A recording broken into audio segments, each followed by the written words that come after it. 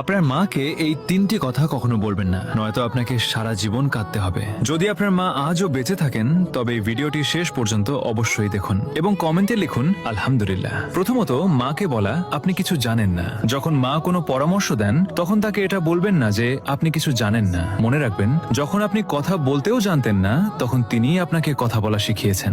দুনিয়ার সবচেয়ে বড় অভিজ্ঞতা যদি কারো কাছে থাকে তবে তা আপনার মায়ের কাছে আছে।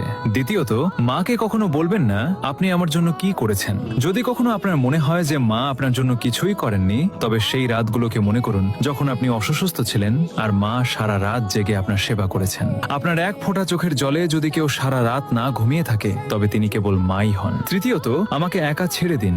রাগের মাথায় মাকে কখনো বলবেন না আমাকে একা ছেড়ে দিন, কারণ একদিন তিনি সত্যিই আপনাকে চিরদিনের জন্য একা ছেড়ে চলে যাবেন। তখন আপনি চাইবেন কেবল একবার তার সাথে কথা বলতে, কিন্তু তখন অনেক দেরি হয়ে যাবে। যদি আপনার মা বেঁচে থাকেন তবে